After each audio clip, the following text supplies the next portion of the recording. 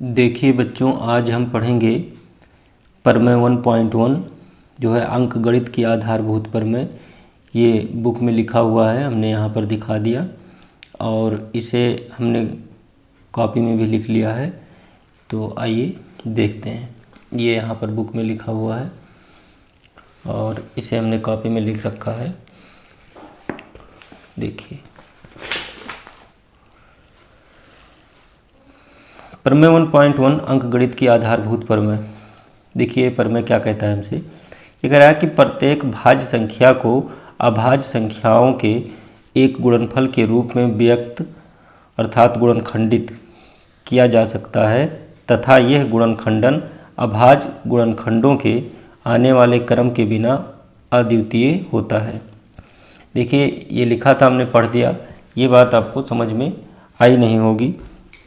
अब हम इसे समझाते हैं कि इसका मतलब क्या है। ये प्रमेय हमें ये बताता है, पहले इसमें ये प्रमेय समझने से पहले आपको जो हमने पिछले वीडियो में भाज्य संख्या और अभाज्य संख्या बताया है वो पता होना चाहिए आपको कि भाज्य संख्या क्या होती है और अभाज्य संख्या क्या होती है। भाज्य संख्याएं वह संख्या होती हैं जो खुद के और एक के अलावा किसी और संख्या से विभाजित हो जाएं, और अभाज्य संख्या वह संख्या होती हैं जो एक और खुद के अलावा किसी और संख्या से विभाजित ना हो।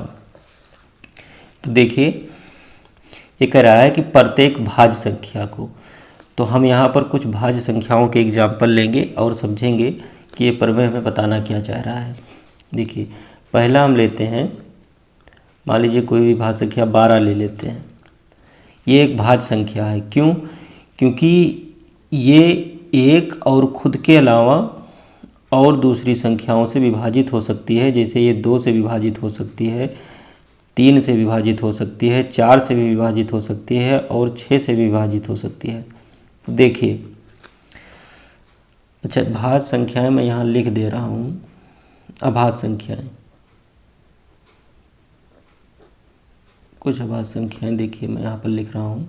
जैसे पहला 2 ले लीजिए, फिर 3, फिर 5, 7, 11, 13, 17, 19 और इसी तरीके से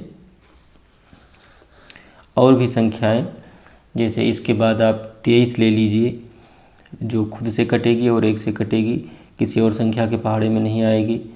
उसके बाद 29 ले लीजिए, 31 ले लीजिए। ऐसे आप आगे बढ़ते जाएंगे तो बहुत सारी संख्याएं ऐसी मिलेंगी आपको जो 1 से कटेंगी और खुद से कटेंगी और इसके अलावा और किसी संख्या के पहाड़े में नहीं आएंगी, तो अभाज्य संख्याएं होंगी। तो अब इसे पढ़ते हैं एक बार फिर से हम।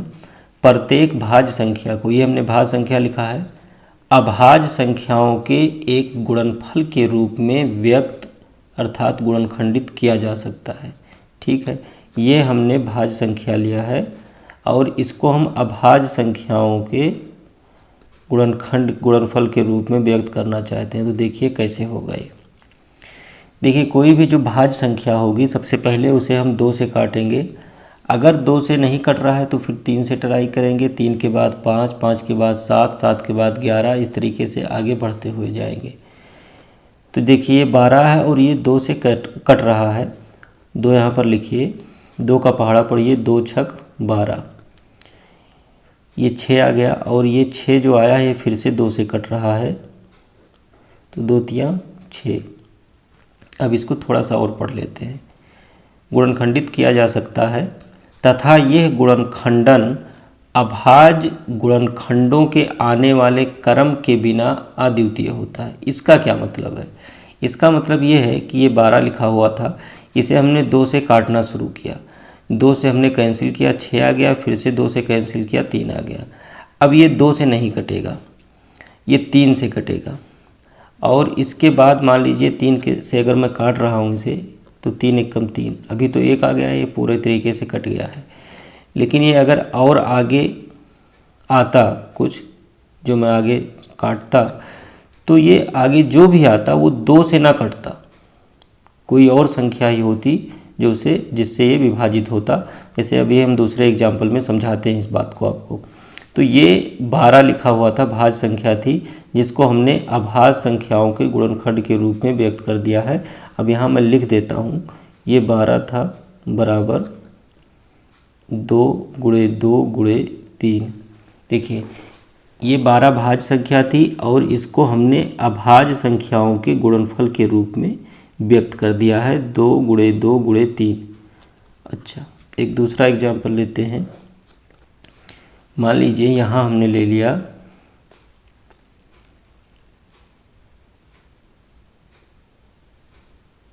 36 ले लिया है, ये भी एक भाज्य संख्या है।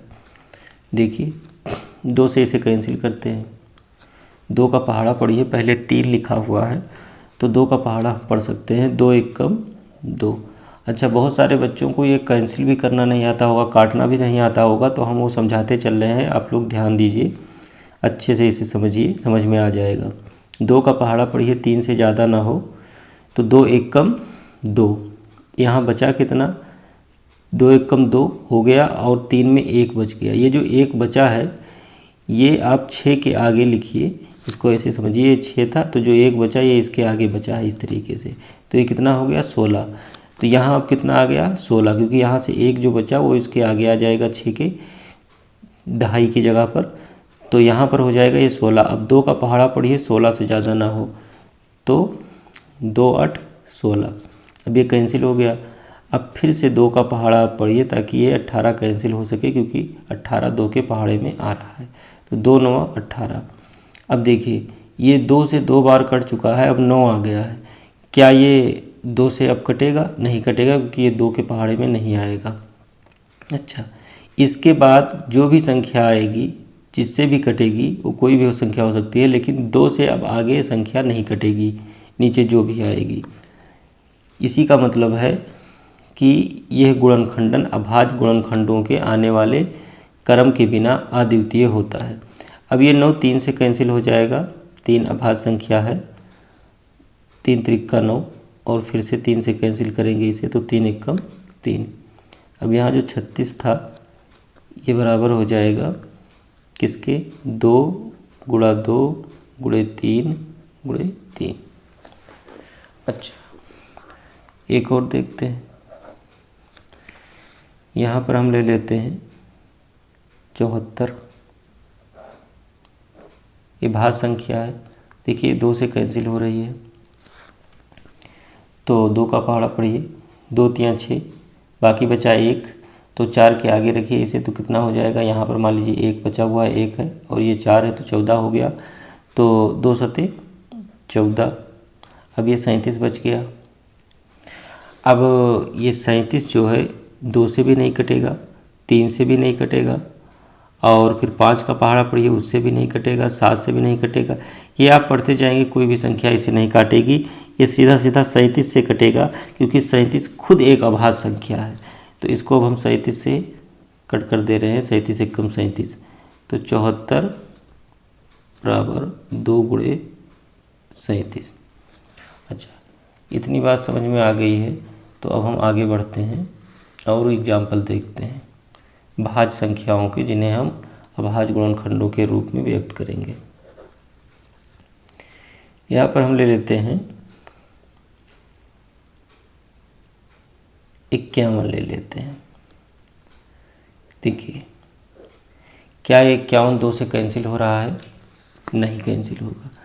अच्छा, पता कैसे चले कि 2 से कैंसिल हो रहा है कि नहीं हो रहा है? देखिए आखिर में जो संख्या लिखी हुई है, अगर वो 2 के पहाड़े में आ रही है तो वो 2 से विभाजित हो जाएगी पूरी संख्या, और अगर नहीं आ रही है 2 के पहाड़े में तो विभाजित नहीं होगी।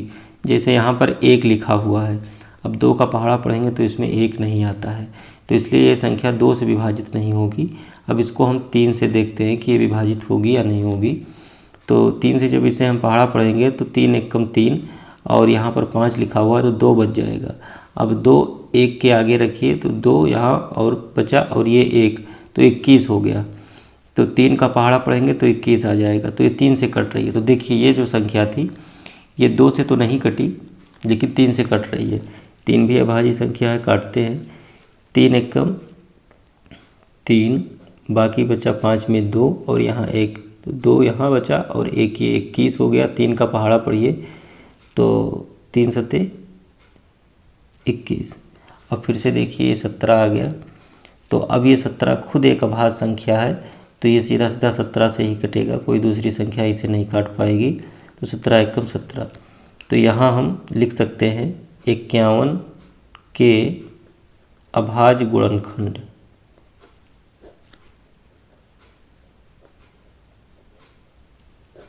क्या है? 3 गुणे 17। ऐसे भी लिख सकते हैं इसे। ऐसे और भी देख लेते हैं एग्जाम्पल इसका। यहाँ मान लीजिए आप ले लीजिए 225 ले लीजिए। तो देखिए ये 2 का पहाड़ा जब आप पढ़ेंगे तो आखिर में देखिए 5 लिखा हुआ है, तो 5 2 के पहाड़े में नहीं आता है, तो ये 2 से तो कैंसिल नहीं होगा। अब इसके बाद 3 आता है, तो 3 से देखिए, तो 3 से जब इसे हम कैंसिल करना चाह रहे हैं तो पहले 2 लिखा है, तो 2 तो आएगा नहीं 3 के पहाड़े में। अच्छा, इसे 2 अंक ले लेते हैं तो ये 22 हो जाता है। तो 3 का पहाड़ा पढ़िए तो 3 सते 21, बाकी बचा 1 और ये 5, 3 पचे 15। हाँ, ये 3 से कैंसिल हो रहा है, तो 3 से इसे कैंसिल करते हैं। 3 का पहाड़ा पढ़िए 22 से ज़्यादा ना हो, तो 3 सते 21, बाकी बचा यहाँ पर 1 और ये जो 1 बचा है और आगे 5 है, ये मिलके हो जाएगा 15। तो 3 का पहाड़ा पढ़िए 3 पचे 15। अच्छा, अभी 75 आ गया और 75। अब देखिए ये 3 से कैंसिल हो रहा है फिर से, तो 3 यहाँ लिखिए। 3 एकम 3, 3 दूना 6, 2 बार जाएगा और बाकी बचा 1। फिर यहाँ पर 5 15 हो गया, 3 पचे 15। देखिए 25 आ गया है।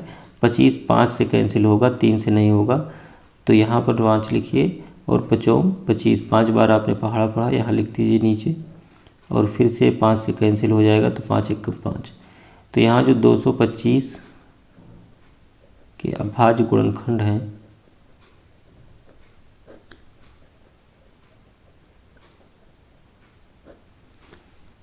वो है 3 गुणा 3 गुणा 5 गुणा 5। ये हमने 225 को अभाज्य संख्याओं के गुणनफल के रूप में व्यक्त कर दिया है। तो इस तरीके से कोई भी भाज्य संख्या हो तो उसे हम अभाज्य संख्याओं के गुणनफल के रूप में व्यक्त कर सकते हैं। अब जो अभाज्य संख्याएं हैं वो हमने यहाँ पर लिख दी हैं। आप किसी भी भाज्य संख्या को पहले देखिए कि वो 2 से कैंसिल हो रही है कि नहीं। अगर हो रही तो उससे कैंसिल करिए, नहीं हो रही 3 से ट्राई करिए, 5 से, 7 से, 11 से, 13 से, 17 से, 19 से। इस तरीके से आप आगे बढ़ते चले जाइए। 19 के बाद आप 23 ले लीजिए, उसके बाद आप 29, फिर उसके बाद 31, फिर उसके बाद 37। इस तरीके से बहुत सारी संख्याएं आगे अभाज्य संख्याएं हैं। ठीक है, तो ये हमने समझाया कि किस तरह से किसी भाज्य संख्या को अभाज्य संख्याओं के गुणनफल के रूप में व्यक्त किया जाता है। और एक बार फिर से मैं रिपीट कर दूं कि ये जो यहाँ पर आपके आखिरी में लिखा हुआ था कि यह गुणनखंडन अभाज्य गुणनखंडों के आने वाले क्रम के बिना अद्वितीय होता है। इसका मतलब ये है कि यहाँ से हमने 3 से इसे कैंसिल करना शुरू किया, तो एक बार ये कटा, फिर दोबारा कटा, अब ये 25 आया है। अब ये 3 से नहीं कट रहा है और आगे ये कभी 3 से कटेगा भी नहीं। इसी प्रकार से दूसरी संख्याएं भी जो यहाँ पर हमने समझाया था कि पहले इसे हमने 2 से कैंसिल किया, 2 बार ये कैंसिल हो चुका है, अब आगे ये 2 से नहीं कटेगा। जितनी बार 2 से कटना था कट चुका है, अब किसी दूसरी संख्या से ही आगे ये कटेगा। तो इसी का मतलब है कि जो गुणनखंड आते हैं भाज्य गुणनखंडों के आने वाले क्रम के बिना अद्वितीय होता है। ये कि एक बार क्रम से जितनी बार ये कट सकता है कट जाएगा उस संख्या से, उसके बाद वो दोबारा उस संख्या से नहीं कटता है। चलिए, इतनी बात आप लोग जान गए हैं। इसे अगर आप लोग नोट करना चाहते हैं तो नोट कर लीजिए। देखिए, ये थी प्रमेय और उसके बाद ये हमने लिया एग्जाम्पल इसके।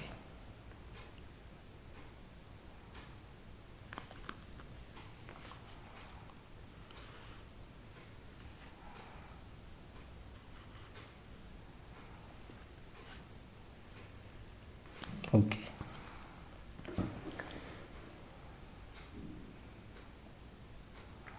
अब इसके बाद हम जो एनसीईआरटी के उदाहरण हैं, उदाहरण नंबर 1 से शुरुआत करेंगे और उसे समझेंगे कि उसमें हमें क्या करना है। आइए देखते हैं आगे। देखिए उदाहरण नंबर 1 है जिसमें कहा जा रहा है कि संख्या 4 की घात n पर विचार कीजिए जहां n एक प्राकृतिक संख्या है। जांच कीजिए कि क्या n का कोई ऐसा मान है जिसके लिए 4 की घात n अंक शून्य पर समाप्त होता है। देखिए इसका जवाब लिखित में देना है हमें, और इस तरह के सवाल आप लोगों को आगे ज़्यादा नहीं मिलेंगे, तो इसका मैं लिखित में जवाब दे रहा हूँ। अगर आपको थोड़ा कम समझ में आता है तब भी कोई दिक्कत की बात नहीं है।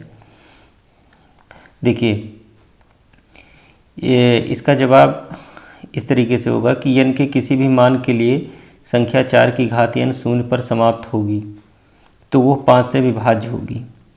मतलब ये है इसका कि ये जो 4 की घात n है, यहाँ n का आप कोई भी मान लीजिए, तो एक प्राकृतिक संख्या है, और प्राकृतिक संख्या का मतलब 1 2 3 4 5 6 7 8 कोई भी नंबर ले लीजिए, और इसे आप उसका फिर अगर यहाँ पर मान लीजिए हमने n का मान 1 लिया तो 4 1 4 ही रहेगा, और अगर 2 लिया तो 4 गुणे 4 तो 4 चौक 16, अगर 3 लिया तो 4 गुणे 4 गुणे 4 4 चौक को 16 चौक को 64। तो इस तरीके से ये नई नई संख्या आती चली जाएगी। अब इसमें से कोई भी संख्या अगर शून्य पर समाप्त होगी तो वो 5 से विभाजित होगी। जाहिर सी बात है अगर कोई संख्या शून्य पर समाप्त होगी तो 5 से तो कट ही जाएगी, लेकिन इसके लिए ये जो 4 की घात n है इसके अभाज्य गुणनखंड में 5 आना चाहिए, लेकिन इस संख्या 4 की घात n के अभाज्य गुणनखंड में 5 नहीं आ सकता है। यहाँ पर लिखा है जो संभव नहीं है, क्योंकि 4 की घात n बराबर 2 की घात 2n, मतलब ये जो संख्या 4 की घात n है इसके अभाज्य गुणनखंड में केवल अभाज्य संख्या 2 ही आ सकती है। लिखा है आगे, अर्थात 4 की घात n के अभाज्य गुणनखंड में केवल अभाज्य संख्या 2 आती है, और इसके अलावा और कोई भी अभाज्य संख्या इसके गुणनखंड में नहीं आती है। अतः n का ऐसा कोई मान नहीं है जिसके लिए संख्या 4 की घात n शून्य पर समाप्त हो। तो इसका जवाब इस तरीके से आप लिखित में दे सकते हैं। एक सवाल ये उदाहरण के रूप में है और एक शायद एक्सरसाइज में होगा। बस 2 सवाल इस तरीके के हैं जो थ्योरेटिकल हैं, लिखित में जवाब आपको देना होगा। तो ये हमने इसका आंसर आप लोगों को बता दिया। अब देखेंगे उदाहरण नंबर 2। देखिए उदाहरण नंबर 2 है जिसमें कहा जा रहा है संख्या 6 और 20 के अभाज्य गुणनखंडन विधि से HCF और LCM ज्ञात कीजिए। देखिए इसका HCF और LCM कैसे ज्ञात करेंगे।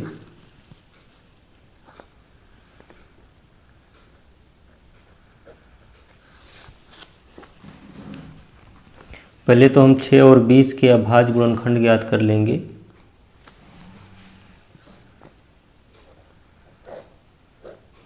चलिए पहले 2 से कैंसिल करिए, 2 3 6, और फिर 3 से करिए, 3 1 कम 3, 6 बराबर 2 गुणे 3, और उसके बाद 20 है तो 20 के भी अभाज्य गुणनखंड ज्ञात करिए। 2 से कैंसिल करिए, 2 1 कम 2, 0 ऐसे आ जाएगा, और फिर 2 से कैंसिल करिए तो 2 पंचे 10, और फिर 5 से कैंसिल करिए तो 5 1 कम 5। तो यहाँ लिख लीजिए 20 बराबर आपका आ जाएगा 2 गुणे 2 गुणे 5, ये आ गया। और फिर इसके बाद में अब हम HCF और LCM निकालते हैं। यहाँ लिख लेते हैं HCF और ब्रैकेट में लिख देंगे 6 कामा 20। इसका मतलब ये होता है कि हम 6 और 20 का HCF निकाल रहे हैं, लिख रहे हैं यहाँ पर। देखिए अब HCF निकालने के लिए आपको ये देखना है कि इन दोनों में उभयनिष्ठ गुणनखंड कौन कौन से हैं। जो उभयनिष्ठ गुणनखंड है उन्हें ले लीजिए। देखिए इसमें 2 है और इसमें भी 2 है, तो इसे यहाँ पर लिख दीजिए क्योंकि ये दोनों में है। देखिए इसमें 3 है, क्या इसमें भी 3 है? तो इसमें 3 नहीं है तो इस 3 को नहीं लिख सकते हैं। अच्छा इसमें 5 है तो 5 इसमें भी, इसमें नहीं है, तो इसमें दोनों में केवल उभयनिष्ठ, उभयनिष्ठ का मतलब है जो दोनों में हो, 6 के अभाज्य गुणनखंड में भी हो और 20 के अभाज्य गुणनखंड में भी हो। तो 6 के अभाज्य गुणनखंड में 2 आ रहा है और इसमें भी 2 आ रहा है, तो ये 2 और ये 2 एक एक है इसमें, तो इसे हमने यहाँ पर लिख लिया। और ये 3 है तो इसमें नहीं है, तो 3 नहीं ले सकते हैं यहाँ पर। यहाँ पर ये 2 बचा है, तो इसमें एक ही 2 था जिसका जोड़ा ये मिल गया था, यहाँ से हमने ये ले लिया। और ये 5 है तो इसमें 5 नहीं है, इसलिए कुल मिला के इन दोनों में जो उभयनिष्ठ है वो केवल 2 है, तो इसलिए हमने इसका HCF 2 यहाँ पर लिख दिया। अब बात करेंगे एलसीएम की। एलसीएम किसका निकालेंगे? 6 का और 20 का।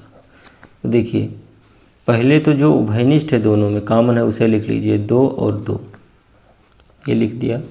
उसके बाद जो बचे वो लिख लीजिए, जैसे यहाँ 3 बचा है 3 लिख लीजिए, फिर यहाँ 2 बचा है ये भी लिख लीजिए, फिर यहाँ 5 बचा है वो भी लिख लीजिए।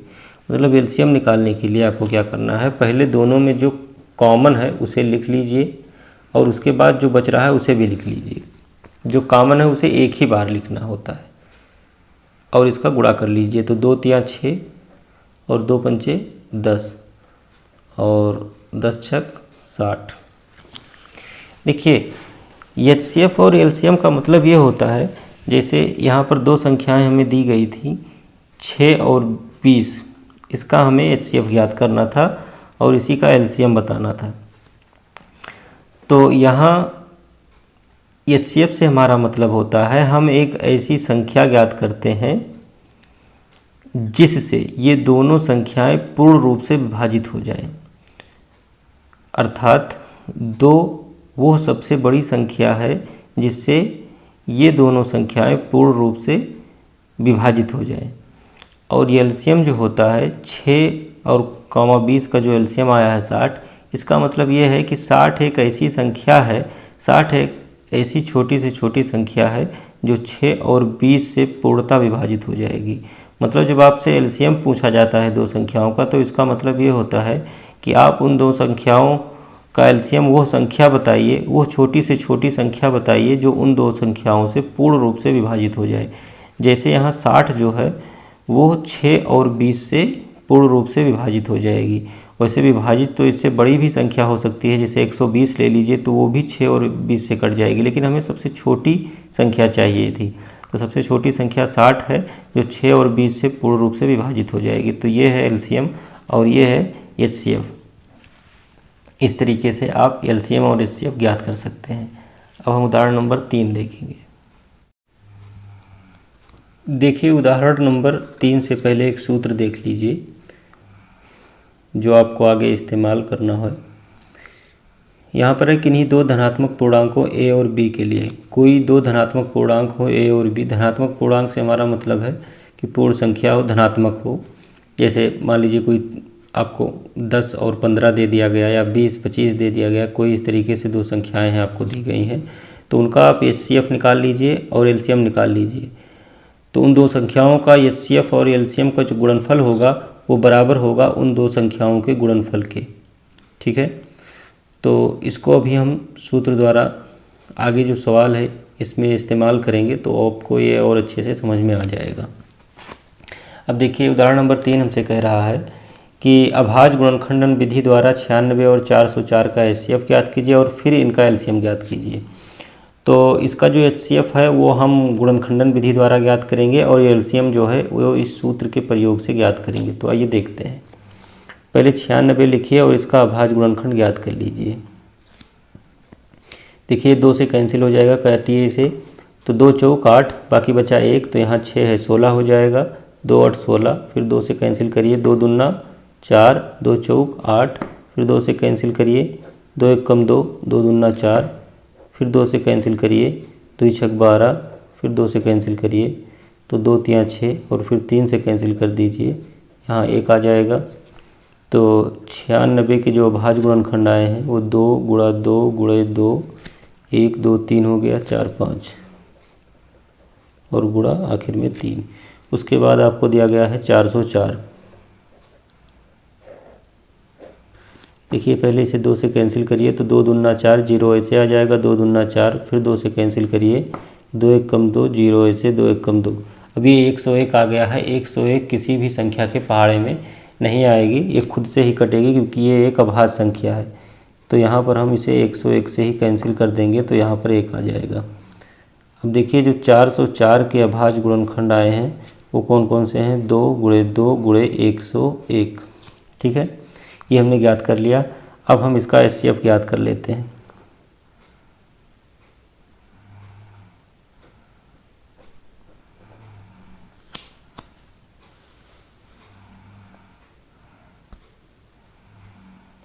देखिए 96 का और 404 का हमें HCF चाहिए। देखिए इसमें जो पहले दोनों में उभयनिष्ठ है उसे लिखते हैं, वही HCF होगा। यहाँ पर 2 है, यहाँ पर भी 2 है, लिख लीजिए। यहाँ 2 है एक और, तो यहाँ पर भी एक और 2 है, इसे भी लिख लीजिए गुणा लगा करके। यहाँ 2 है लेकिन यहाँ अब 2 नहीं है, तो ये नहीं ला सकते यहाँ पर। ये और भी 2 है लेकिन इसमें 2 नहीं है। यहाँ 3 है लेकिन इसमें 3 नहीं है। यहाँ 101 है, इसमें नहीं है। तो दोनों में उभयनिष्ठ अर्थात कॉमन 2 और 2, ये 2 गुणे 2 आ गया यहाँ से कॉमन निकल करके, इसका गुणा कर लीजिए तो 2 दूना 4। तो 96 और 404 का जो HCF है वो 4 है। 4 वह बड़ी से बड़ी संख्या है जो 96 और 404 को पूर्ण रूप से विभाजित कर देगी। अब हमारा HCF आ चुका है। अब कहा जा रहा था और फिर इसका LCM ज्ञात कीजिए। तो LCM का ज्ञात करने के लिए हम इस सूत्र का प्रयोग करेंगे जो ऊपर हमने लिखा था। देखिए यहाँ पर हम लिखेंगे HCF ऑफ A, B जो था उसके लिए हम लिखेंगे 96, 404 और गुणा LCM 96, 404 बराबर A गुणे B था। तो A का मान यहाँ पर 96 और B का मान 404, ये हमने लिख लिया। और देखिए HCF हम इसका निकाल चुके हैं, 4 है और गुणा LCM हमें चाहिए, तो इसे ऐसे रहने देते हैं। 96 गुणा 404 बराबर 96 गुणा 404। तो LCM यहाँ इसे लिखा रहने दीजिए।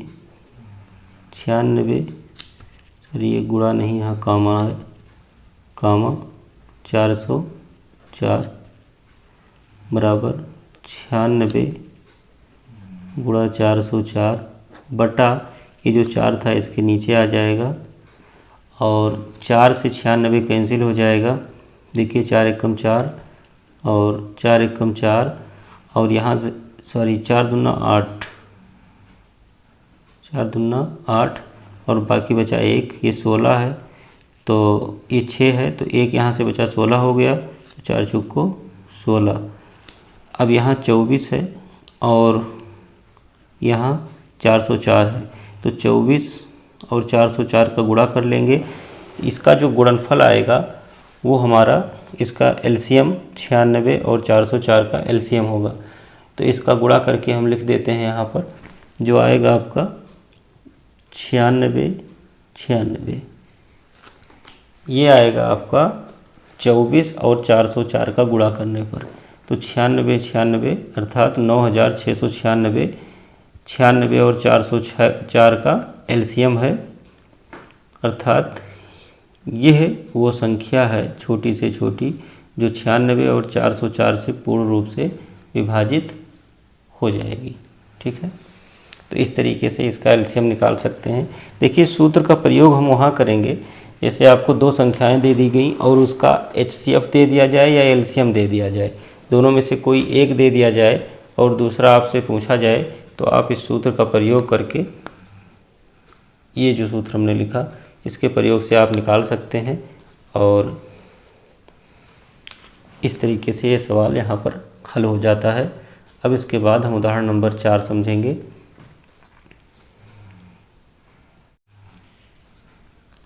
देखिए उदाहरण नंबर 4 हमने यहाँ पर लिख लिया है। इसमें कहा जा रहा है कि संख्या 6, 72 और 120 का अभाज्य गुणनखंडन विधि द्वारा HCF और LCM ज्ञात कीजिए। देखिए यहाँ पर फ़र्क यह है कि यहाँ पर 3 संख्याएं दे दी गई हैं, तो कोई बात नहीं, हम इसका भी निकाल लेंगे। देखिए सबसे पहले 6 के अभाज्य गुणनखंड ज्ञात कर लीजिए। तो 2 से कैंसिल करिए 2 3 6, 3 से कैंसिल करिए 1, तो 6 बराबर 2 गुणे 3, और उसके बाद 72 का निकाल लीजिए। इसे 2 से कैंसिल करिए 2 3 6, बाकी बचा 1, यहाँ गया तो 12 हो गया, तो 2 छक 12, 2 से कैंसिल करिए 2 1 कम 2, 1 बचा, ये 6 है 16 हो गया, 2 8 16, 2 से कैंसिल करिए 2 9 18, 3 से कैंसिल करिए क्योंकि अब ये 2 से नहीं कटेगा, तो 3 3 का 9, फिर 3 से कैंसिल करिए 1 आ गया, कट गया, तो 72 बराबर 2 गुणे 2 गुणे 2, 3 2 हो गया, गुणे 3 गुणे 3। इसके बाद है 120, 120 के भी अभाज्य गुणनखंड ज्ञात कर लीजिए। तो 2 से कैंसिल करिए 2 छक 12, ये 0 ऐसे आ जाएगा, फिर 2 से कैंसिल करिए 2 3 6, 30 हो गया, फिर 2 से कैंसिल करिए 2 1 कम 2, बाकी बचा 1, यहाँ 0 है तो 10 हो गया, 2 5 10। अब ये 3 से कैंसिल हो रहा है तो 3 5 15, और फिर ये 5 से कैंसिल होगा तो 5 1 5। तो 120 बराबर 2 गुणे 2 गुणे 2 गुणे 3 गुणा 5। ये हमने इसके अभाज्य गुणनखंड ज्ञात कर लिए। अब इसके हम HCF और LCM लिखते हैं यहाँ पर। HCF ऑफ 6, 72 और 120 बराबर, देखिए ये 3 संख्या हैं, तो हमें ये देखना होगा HCF के लिए कि तीनों में क्या क्या कॉमन है। जैसे यहाँ 2 है, यहाँ भी 2 है, और यहाँ भी 2 है, तो 2 2 इन सब में है, तो इसलिए ये कॉमन हो जाएगा। तो यहाँ पर इसे लिख लेते हैं। यहाँ 3 है, यहाँ भी एक 3 है, यहाँ भी 3 है, तो 3 भी कॉमन है, 3 लिख लीजिए। अब देखिए कोई ऐसी संख्या नहीं है जो तीनों में मिल जाए कॉमन, क्योंकि यहाँ पर 2 3 था वो आ चुका है, अब जो भी मिलेगा वो इसमें मिलेगा, तीनों में कॉमन नहीं होगा। तो इसलिए हमारा जो HCF है इसी का गुणनफल जो होगा वही होगा। तो 2 3 6 इसका गुणनफल हो गया, और ये हमारा HCF हो गया 6, 72 और 120। तो ये 6 वो संख्या है, वो बड़ी से बड़ी संख्या है जो 6, 72 और 120 को पूर्णतः विभाजित कर देगी। अब इसके बाद हम LCM लिख लेते हैं। 6, 72 और 120 का। तो देखिए सबसे पहले तो ये जो HCF आया है आपका वो लिख लीजिए। जैसे यहाँ पर जो सब में कॉमन है 2 और 3 जो सब में कॉमन है वो एक एक बार लिख लीजिए। उसके बाद आगे देखिए ये हो चुका। अब देखिए इसमें दोनों में क्या क्या कॉमन है। तो यहाँ 2 बचा हुआ था, ये 2 और ये 2 कॉमन है यहाँ पर, तो इसे एक बार लिखेंगे। ये 2 और यहाँ से ये 2 ये भी कॉमन है दोनों में, तो एक ही बार लिखेंगे। अब यहाँ एक 3 बच रहा है, लेकिन इसमें 3 नहीं है, तो इसे 3 लिख लेंगे ऐसे। यहाँ 5 है और इसमें 5 नहीं है, यहाँ एक बार लिखा है, तो भी इसे यहाँ ऐसे लिख लेंगे। अब इन सब का गुणा कर लेंगे और जो गुणनफल आएगा वही हमारा LCM हो जाएगा। देखिए 2 3 6, 2 दूना 4, 3 5 15, 6 चौक 24 गुणा 15, और इन दोनों का गुणा कर लीजिए। 15 चौक को 60 और 15 दूना 30 और 6 36, 360 आ गया। तो इस तरीके से 6, 72 और 120 का जो LCM है वो 360 है, और जो HCF है वो 6 है। यहाँ पर ये उदाहरण नंबर 4 इस तरीके से ख़त्म हो जाता है। और इसके बाद आती है प्रश्नावली 1.1, जिसे हम आगे के वीडियो में हल करेंगे और आप लोगों को समझाएंगे।